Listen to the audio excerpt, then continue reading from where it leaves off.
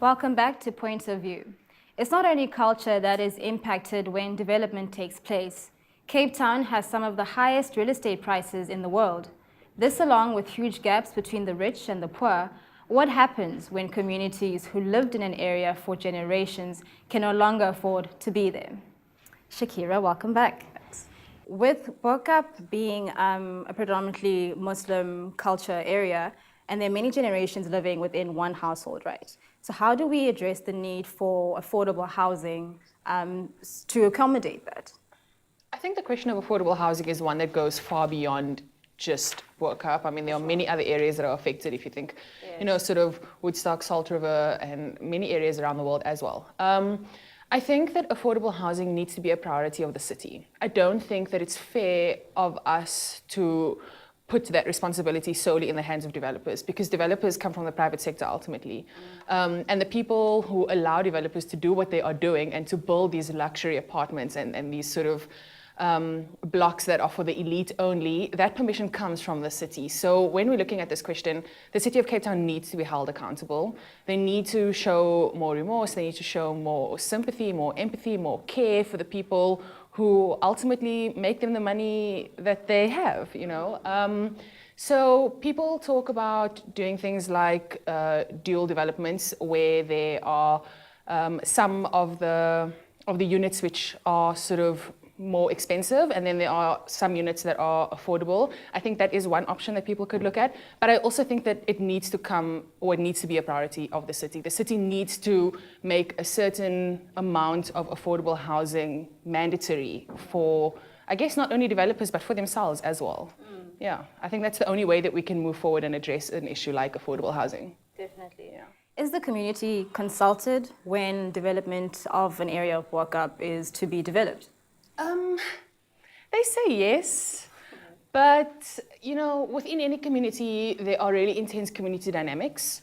So developers are required to consult the community, but the question then comes is, who is that representative body? And is that representative body of the community doing a fair job of representing the community?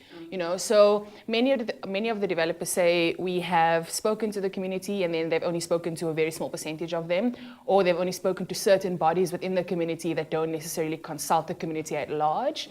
So it's a tricky thing. It's again one of those things where it's not sort of just like this or that. It's kind of like in between.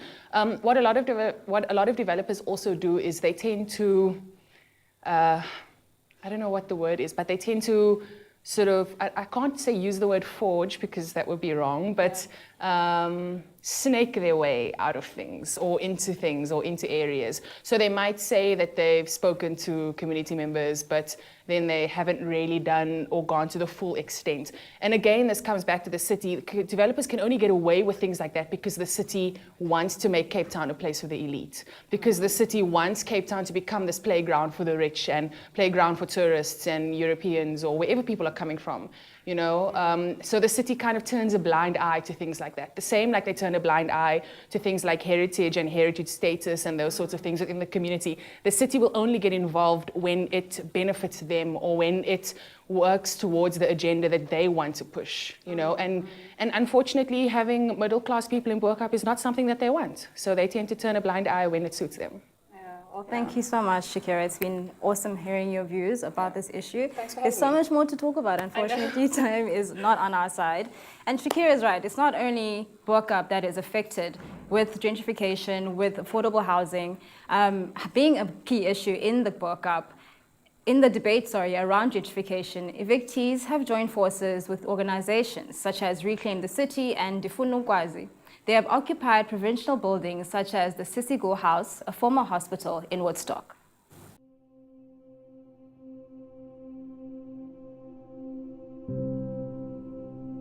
Maxina Adams is one of the many evictees who have been forced out of their home and is now currently living in a building occupied by Reclaim the City activists.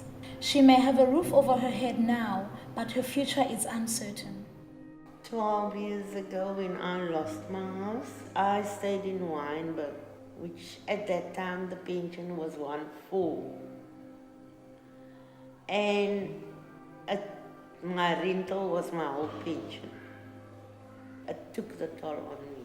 But this moving, it's cost me a hell of a lot. I can show you my room now that I've got here. I've lost a full house of furniture. My stuff was standing here and there, but I couldn't be bothered about it as long as I had a roof over my head.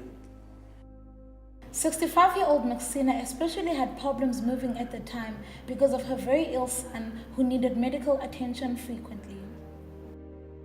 We teach him to be independent. Like he will wash his own body, but I've got to do his feet. And it's challenging because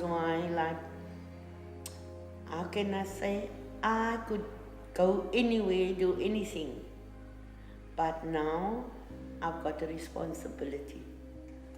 I can't just up and go. I don't know now, but I have to have a knee replacement soon. And another thing is, it's not good for people our age.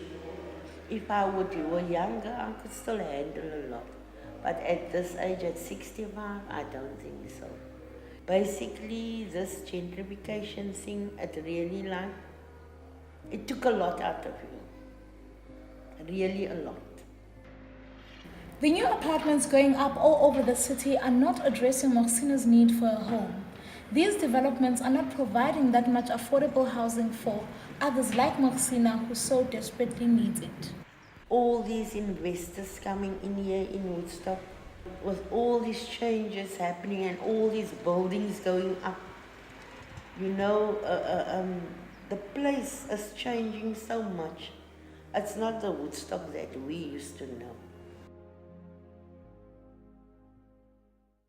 Maxina Adam's story is but one of many. After the break, Snentlantla talks to Reclaim the City, one of the organizations helping people in similar situations.